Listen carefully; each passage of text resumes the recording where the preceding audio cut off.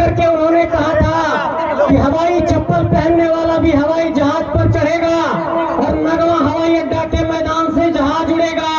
लेकिन दुर्दशा ये है कि यहाँ के रैयतों को आज तक मुआवजा नहीं मिल पाया है, ऐसे लोगों को पहचानना। लेकिन एक बात मैं कहना चाहता हूँ कि झारखंड के भीतर चाहे वो जमीन की बात हो, चाहे वो नौकरी की बात हो, चाहे वो नेतृत्व की बात हो, चाहे वो पुनर्वास की बात हो, चाहे आपके मुआवजे की बात हो, हर पहलू पर आप ठगे गए हैं। और आपको इस बात की मैं गिनती गिना देना चाहता हूँ कि सामने देखिए बड़का गांव है, वहां पर अडानी आया, एनटीपीसी आया, तमाम लोग विस्थापित हुए और आज वहां पर लगातार सड़क की दुर्घटनाएं होती है। कट्टम दाग में बानादौर का कोल साइडिंग है, कट्टम सांडी में कोल साइडिंग है। इन तमाम परियोजनाओं में आप देखिए कि कोल खनन के परियोजनाओं में जो लोग आपके बीच में माफिया बन करके आ रहे हैं, वो लोग कौन है?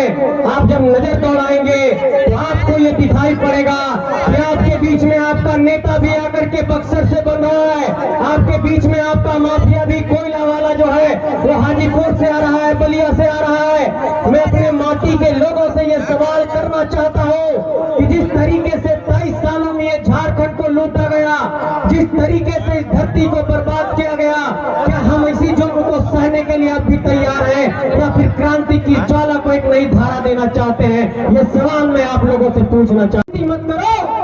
और आज राजनीति की इतनी बड़ी लकीर हम लोगों ने खींची है कि वक्ताओं की इतनी लंबी कतार हो जाती है कि हम लोगों ने बोलने के लिए मौका तक नहीं दे पाते हैं। इससे ये पता चलता है कि नेतृत्व का कौशल जेबी केसेस के अंदर से झारखंड के अंदर निकल रहा है। तो अपने तमाम साथियों से, जिन लोगों को बोलने का अवसर नहीं मिल पाया, जो लोग मंच तक नहीं पहुंच पाए, जो बड़े बुजुर्ग यहाँ पर पहुंचे उनसे नहीं मिल पाया, उन सभी लोगों से माफी चाहते हुए अपने बात की शुरुआत करता हूँ और अपने तमाम साथी केंद्रीय अध्यक्ष जयराम महतो जी को झारखंडी जोहार पेश करता हूँ और अपने तमाम साथियों को झारखंडी जोहार पेश करता हूँ। और आज ये कहना चाहता हूँ आप सबसे साथियों कि आज हम लोग नगवा हवाई अड्डे के मैदान में हैं और देखिए इस राज्य के भीतर किस तरीके से ठगने की राजनीति चलती आ रही है। इस इलाके में एक बहुत बड़े शख्सियत हुए जो वित्त मंत्री बने, विदेश मंत्री बने और उनके पुत्र भी केंद्रीय वित्त राज्य मंत्री बने, उनके पुत्र केंद्रीय उड्डयन राज्य मंत्री बने। इसका मतलब कि जो मिनिस्ट्री हवाई अड्डा बनाता है उसी मिनिस्ट्री के वो मंत्री रहे और उसके बाद इसी हवाई अड्डे के मैदान पर 2 ईंट जोड़ करके उन्होंने कहा था कि हवाई चप्पल पहनने वाला भी हवाई जहाज पर चढ़ेगा और नगवा हवाई अड्डा के मैदान से जहाज उड़ेगा। लेकिन दुर्दशा ये है कि यहाँ के रैयतों को आज तक मुआवजा नहीं मिल पाया है, ऐसे लोगों को पहचानना होगा मेरे साथियों। ये तो जमीन की बात हुई, लेकिन एक बात मैं कहना चाहता हूँ कि झारखंड के भीतर चाहे वो जमीन की बात हो, चाहे वो नौकरी की बात हो, चाहे वो नेतृत्व की बात हो, चाहे वो पुनर्वास की बात हो, चाहे आपके मुआवजे की बात हो, हर पहलू पर आप ठगे गए हैं। और आपको इस बात की मैं गिनती गिना देना चाहता हूँ कि सामने देखिए बड़का गांव है, वहां पर अडानी आया, एनटीपीसी आया, तमाम लोग विस्थापित हुए और आज वहां पर लगातार सड़क की दुर्घटनाएं होती है। कट्टम दाग में बानादौर का कोल साइडिंग है, कट्टम सांडी में कोल साइडिंग है। इन तमाम परियोजनाओं में आप देखिए कि कोल खनन के परियोजनाओं में जो लोग आपके बीच में माफिया बन करके आ रहे हैं, वो लोग कौन है? आप जब नजर दौड़ाएंगे तो आपको ये दिखाई पड़ेगा कि आपके बीच में आपका नेता भी आकर के बक्सर से बन रहा है, आपके बीच में आपका माफिया भी कोयला वाला जो है वो हाजीपुर से आ रहा है, बलिया से आ रहा है। मैं अपने माटी के लोगों से ये सवाल करना चाहता हूँ कि जिस तरीके से 23 सालों में ये झारखंड को लूटा गया, जिस तरीके से इस धरती को बर्बाद किया गया, क्या हम इसी जुर्म को सहने के लिए अब भी तैयार हैं या फिर क्रांति की ज्वाला को एक नई धारा देना चाहते हैं? ये सवाल मैं आप लोगों से पूछना चाहता हूँ। दूसरी बात मैं ये कहना चाहता हूँ कि झारखंड के भीतर जब भी हम लोगों ने इस बात पर गौर किया कि हमारी नौकरी पर किस तरीके से प्रहार किया गया है, तो हम लोगों ने देखा कि अभी जब पीजीटी की परीक्षा हुई तो उसमें धांधली कर दी गई। हम लोगों ने देखा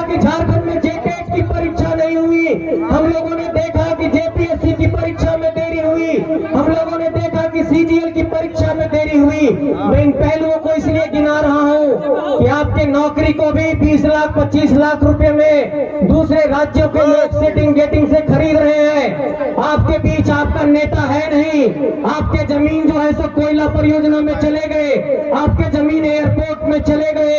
तो मैं ये सवाल पूछना चाहता हूँ, उन पुरखों का जो बलिदान गया है इस धरती पर, उन पुरखों के पीठ पर जो लाठियां पड़ी है इस झारखंड को अलग कराने के लिए, क्या इसी दिन के लिए झारखंड को अलग कराया गया था? इसलिए मैं ये कहना चाहता हूँ कि पहली लड़ाई इस बात को लेकर के है कि हम लोगों को अपने अंदर से नेता निकालना होगा, अपनी माटी से नेता निकालना होगा।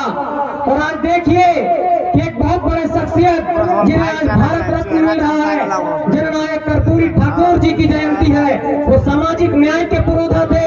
उन्होंने कहा था कि सबको अवसर की समानता मिलनी चाहिए, सबको एक बराबर हक और अधिकार मिलना चाहिए। क्या झारखंडियों के साथ ऐसा हो रहा है? हमारी जमीन ली जाती है, हमें मुआवजा नहीं दिया जाता है। हमारे लोग जब आते हैं नेतृत्व करने के लिए तो उनका माखौल उड़ाया जाता है या फिर उन्हें केस मुकदमे की राजनीति से फांसी पर धकेल दिया जाता है।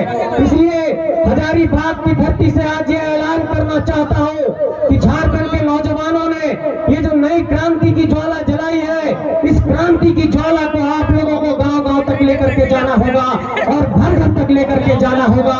और तमाम मंचों से मैंने ये जाकर के ऐलान किया और इस मंच से भी एक बात का ऐलान कर रहा हूँ। और मैंने एक बात कहा था बार बार कि एक ही संदेश बार बार दूंगा और वही संदेश फिर से दोहरा रहा हूँ कि आपके बीच नजर दौड़ाइए कि हजारीबाग के सांसद बक्सर से आकर के बने हैं, पलामू के सांसद बक्सर से आकर के बने हैं, रांची के सांसद राजस्थान से आकर के बने हैं, धनबाद के सांसद बलिया से आकर के बने हैं, गोड्डा के सांसद भागलपुर से आकर के बने हैं और यहाँ पर पलामू के सांसद भी बक्सर से आकर के बने हैं। मैं ये सवाल पूछना चाहता हूँ कि क्या झारखंड की माटी पांच हो गई है कि अपना नेता नहीं निकाल सकता है? आपको अपना नेता निकालना होगा अपनी धरती से, ये मैं कहना चाहता हूँ मेरे साथियों।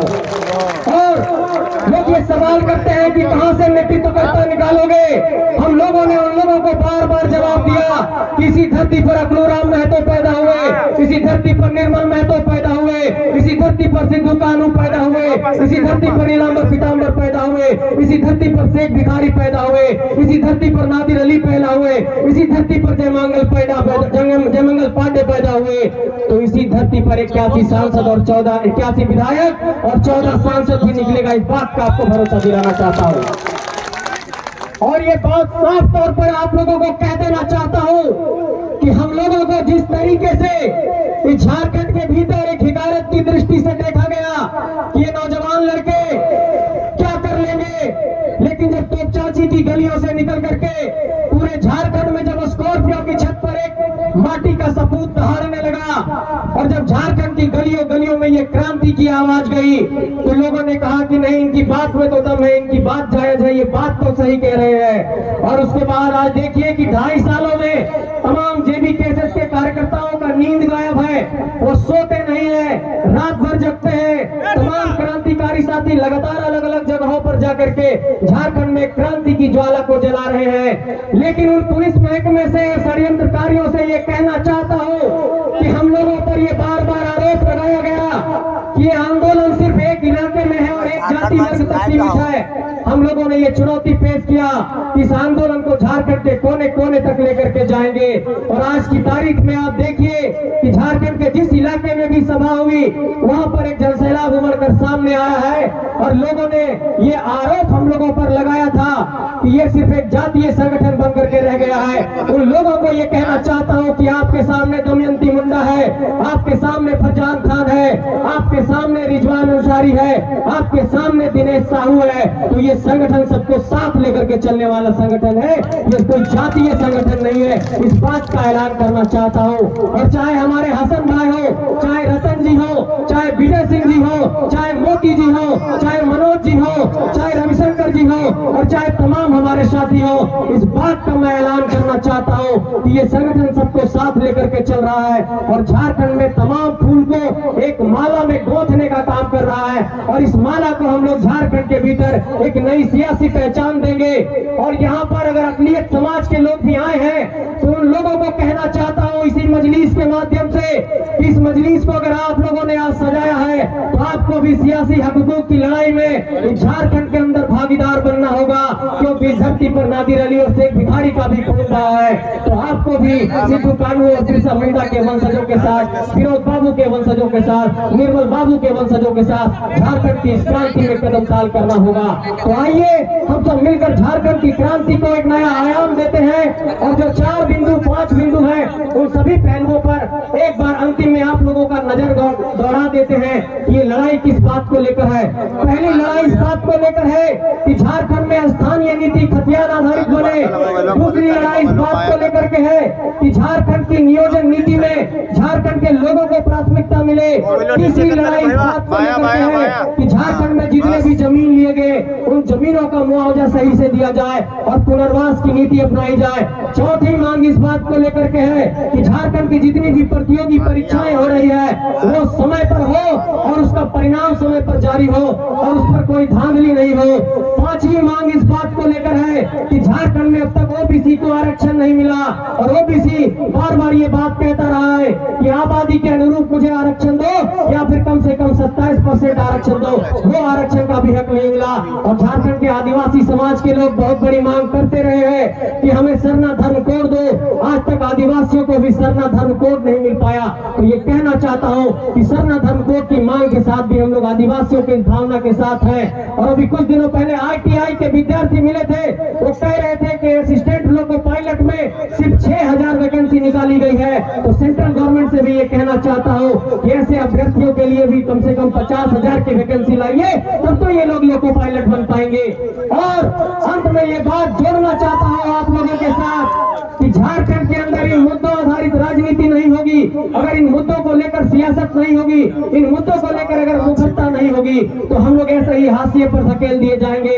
और अंत में ये बात जोड़ देना चाहता हूँ कि इन सभी लड़ाई को मुकम्मल करने के लिए जो सबसे जरूरी चीज है वो चीज है कि अपनी माटी से अपना नेता पैदा करो, बोरो प्लेयर ला करके किसी को मत जिताओ। ये बात का ऐलान यहाँ से मंच के माध्यम से करना चाहते हैं और ये साफ तौर पर कहना चाहते हैं कि झारखंड की गलियों से जो ये आवाज एक निकला है, ये आवाज तमाम इलाकों तक जाएगा और झारखंड के कोने कोने में अलग जगाएगा और ये अलग झारखंड में क्रांति की ज्वाला के तौर पर सबके बीच पहुंचेगी। तो आज हमारे बीच एक बहुत बड़े शख्सियत इस बीच शामिल हो रहे हैं। मैं उनका भी स्वागत करता हूं कि जो स्वर्गीय अकलू राम महतो थे, पूर्व मंत्री, उनके बेटे राजेश महतो जी आज यहाँ पर शामिल हो रहे हैं। केंद्रीय अध्यक्ष जी उनको माला पहना करके आज उनका स्वागत करेंगे। तो मैं उनका इस मंच पर स्वागत करता हूँ, तमाम साथियों का स्वागत करता हूँ, सभी को आभार प्रकट करता हूँ। और हमारे बीच जितने भी लोग इस संगठन से जुड़ रहे हैं उन सबको साधुवाद देना चाहता हूँ। तो क्या इस लड़ाई में आप सब साथ देंगे? आप सबसे ये पूछना चाहता हूँ कि क्या अपनी माटी से अपना नेता पैदा करोगे या ऐसे ही बाहर के लोगों को पूछते रहोगे? ये सवाल आपके जिहन में देना चाहता हूँ। उनका साथ देंगे। ये आज हमारे बीच शामिल हो रहे हैं और मैं चाहूंगा केंद्रीय अध्यक्ष जी से कि वो भी आ जाए में शामिल कराएं। आज राजेश महतो जी जो पूर्व मंत्री अकलू राम महतो जी के बेटे हैं, बोकारो से आते हैं, आज संगठन में शामिल हो रहे हैं। इनका बहुत बहुत स्वागत है इस परिवार में, जेबी केसेस के इस परिवार में। और इस परिवार की एक सबसे बड़ी खासियत है कि इस परिवार के भीतर सब गांव भर के लोग हैं, खेत के लोग हैं, खलिहान के लोग हैं, खेती बाड़ी करने वाले लोग हैं, किसान मजदूर के बेटे हैं। तो साफ तौर पर यह संकेत है कि झारखंड में गांव-गांव के गलियारे से नेता निकल रहा है। और अब ये कभी मत कहना कि का बाबू नेता बने जाई, उसको साफ तौर पर कहिए कि हाँ नेता बनबो, हमार बेटा भतीजा ओकरा बनावल भेजबो रोकबो। ये बात के लिए राजनीति कोई खराब चीज नहीं है। हम लोग भी पढ़ लिख करके सियासत में इस राजनीति में आए हैं और हम लोग वास्तव में झारखंड के अंदर कुछ परिवर्तन करना चाहते हैं। तो आइए मिलकर के परिवर्तन करते हैं और राजेश जी का इस संगठन के अंदर स्वागत करते हैं। बहुत बहुत स्वागत, बहुत बहुत धन्यवाद। मैं राजेश जी से चाहूंगा कि तुरंत अपनी दो बात भी जनता के बीच आप रख ले। इसी बीच